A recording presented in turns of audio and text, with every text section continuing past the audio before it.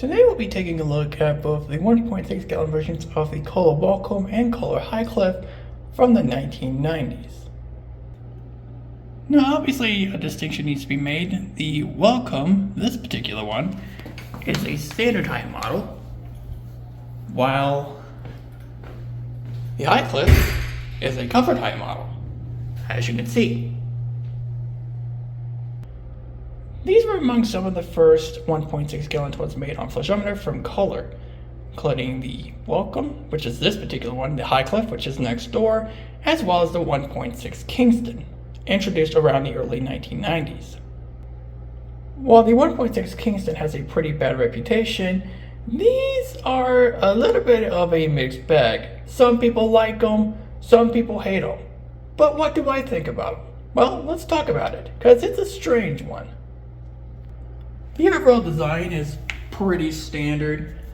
I don't really have much to say about it. It's painfully generic, I'll be honest. However, the trapway opening is definitely interesting. Fun fact, it's smaller than the Kohler Highcrest, at least the opening is.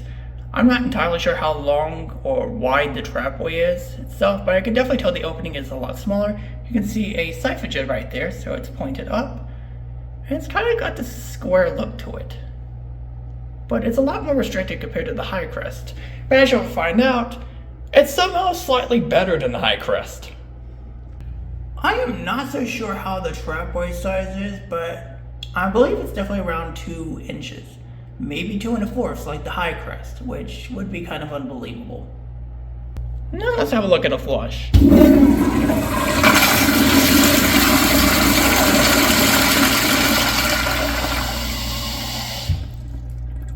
Not very exciting, is it? It's just a straight down flush, but I will say the flush sound is very satisfying. Unlike the Highcrest. Now, shockingly, the pulling factor is actually not too bad given the circumstances. It actually pulls things down pretty well and rarely shreds, if ever. Which is a strange thing I've noticed with these, especially compared to something like the 1.6 Kohler Kingston, which was made alongside with this for quite a while, and especially the later Highcrest, which are known for shredding and leaving stuff behind. So it's very weird that this toilet doesn't do that all that much, unless it's like very weak or the flushes are short. It's something I've never really noticed before, which is very strange. You would think it would happen, but not too much. However, the fact is the quality control is not very great. It's kind of crappy, honestly. And most notable thing is ball rinse, which we'll get to later. It is terrible. Not only that, everything could be a little bit misaligned, and sometimes the brown jets are not very angled properly sometimes. Which is not really noticeable considering that it's a straight down flush most of the time, but you might notice it every now and then. The most shocking thing is actually the performance is not bad given the circumstances.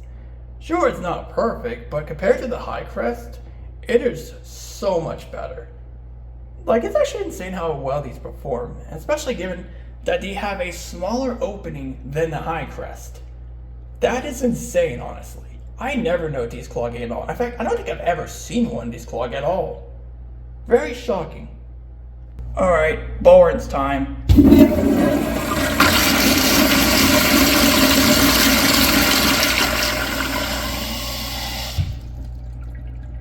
These have straight down flushing jets, which is unsurprising. But these things are known for having terrible ball rinse, especially on the back rims. And on weaker pressure, it is so much worse. The back rim is known for leaving so much stuff behind that it's not even funny. This is kind of one of the aspects of the quality control that could have definitely been improved upon, because the ball rinse is horrible. And that's about all I can say about this toilet. It's a very strange toilet with a lot of drawbacks, but also a lot of surprising elements about it. Is it a perfect toilet? Absolutely not. There's some things that I do not like about this toilet, like the ball rinse and the flush being kind of boring.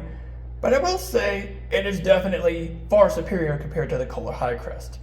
But let's grade it. The overall design of the 1.6 Kohler Highcliff and the Wellcomme from the 1990s is painfully generic. It gets a 4.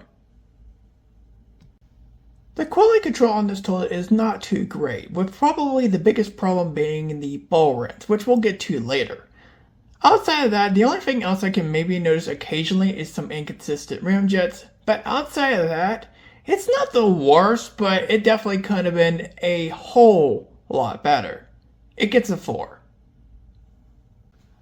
So far, this might be the most consistent looking toilet I've ever seen, with barely any defects at all from what I've seen from these. So, I have to give it a 9. Okay, while I did say the Highcrest had a pretty crappy design, this toilet, technically speaking, is not much better. It has a good size looking trapway passage, but outside of that, the trapway opening is small and restricted. Exactly like the Kohler Highcrest, but worse looking. While the looks are actually more deceiving as we'll soon discuss, I still have to give the trapway a 3. The flush is kind of boring, I'm not going to lie. It's definitely a lot better than the 1.6 Kingston, but outside of that, the flush is not very interesting, outside the satisfying flush sound. It gets a 4. The pulling factor is shockingly not too bad given the circumstances. Yeah, this thing has a small trapway opening technically speaking, but it seems to work around it pretty well despite the restrictions. I never noticed these shredding outside of short flushes, weak pressure, or the probable occasional bad bowl rinse. Honestly, it's kind of shocking I'm giving this thing a 6. Now here's probably the most mind-blowing thing about this toilet, the performance. You look at the trapway opening and you can tell that this is probably going to be an easy cloggable toilet. From what I've seen at least, that is not the case. These are some of the strongest performing toilets from the 1990s from the 1.6 gallon era in terms of flushometer toilets, with some slight exceptions to the 1.6 Madeira performing about the same. But here's a thing I do have to give credit for. I have not seen a single one of these clogged at all, and these things used to be very common in my area. These things have never clogged once, which is honestly shocking given the small trapway opening. And the fact that this outperforms the Kohler Highcrest is just laughable. So, call me crazy, I'm giving the performance a 7. Let's talk about the worst part of this toilet. The bowl rinse is absolute garbage. Granted, the 1.6 Kingston has the exact same problem. The back rim wash is just outright terrible. Sometimes it seems non-existent, and generally speaking, I've seen some stuff get stuck up there outside of stains. Like actual toilet paper. Honestly, it's kind of embarrassing. Even considering that the front rinse is also not too great either. This is exactly why I gave the pulling factor what I did, due to the terrible bowl rinse being a major impact for this toilet. The bowl rinse is garbage, it gets a 2. While a few of these have been slowly going away in certain locations, others have been surviving pretty alright given their circumstances. I give it a 6 at most. Let's talk about the overall value of this toilet. It is definitely mixed to say the least. There's definitely some aspects I don't like about it. The boring flush, the terrible bowl rinse, and the quality control not being so great. But there's also some very surprising aspects like the performance and the surprisingly reasonable enough pulling factor given the circumstances. This toilet is not perfect by any means, and some people call this the 1.6 Kingston but floor mounted. If you're comparing this toilet to the Kingston, this toilet is definitely a little bit better. Sure, there's some aspects that are not great about it, but there's also some surprising aspects too. Overall, I definitely think this thing could have ended up worse than it ended up being, but at the same time, definitely could have used some improvements. So I have to give the value a 5. The final score of the 1.6 gallon Kohler Wellcomme and Highcliff toilets of the 1990s is a 50 out of 100. You know, I am surprised there are some redeeming aspects for this toilet given the not so great design choices and quality. Sure, the flush is boring and the bowl rinse is terrible, but it does have a surprisingly reasonable enough pulling factor, and the performance is just ungodly given the circumstances.